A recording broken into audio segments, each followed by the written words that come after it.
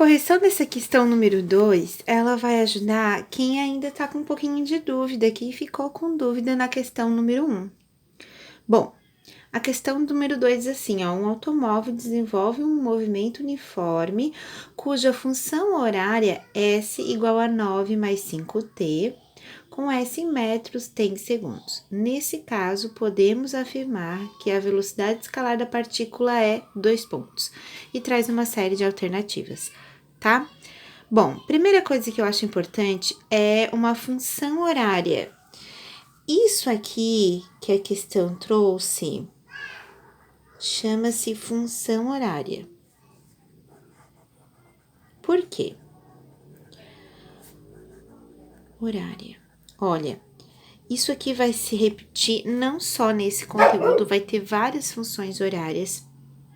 Por quê? Porque ele traz os valores de posição e velocidade que mudam conforme o tempo passa.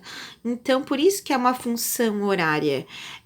São valores que vão se alterar à medida que o tempo vai passar, tá? Então, aqui a gente vai observar, ó, valor de S0 e valor de velocidade, tá? Valor de S0. Qual é o número que está substituindo o S0? É o 9, estão vendo?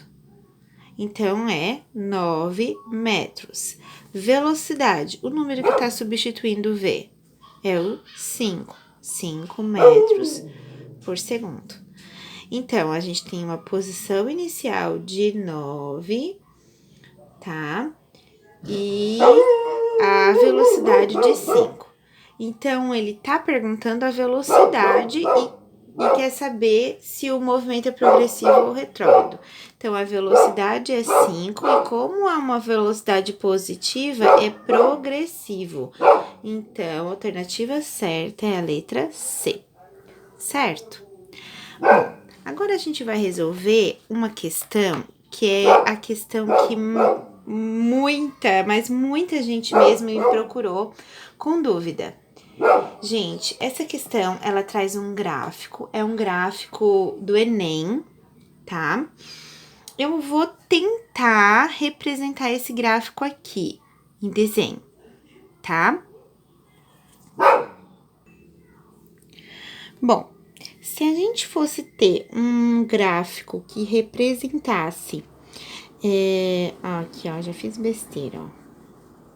Que representasse, gente, a velocidade do movimento uniforme, esse gráfico ia ser exatamente assim, ó. Nós temos o tempo e um eixo para a velocidade, tá? Ele ia ser uma reta perfeita. Por quê?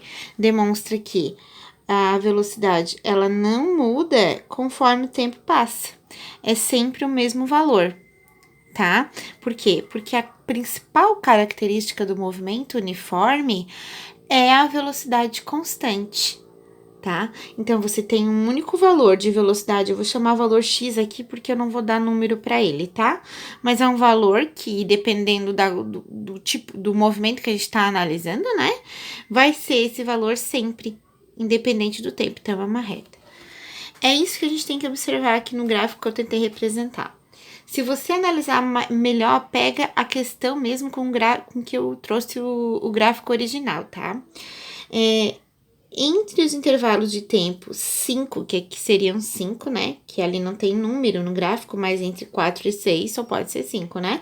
E entre 6 e 8 só pode ser 7. Então, entre os tempos 5 e 7, o gráfico, ele se apresenta muito próximo a uma reta perfeita, tá? Ele tem uma leve curvatura, mas ele tende a parecer uma reta. Então, aqui, a velocidade parece ser constante, tá?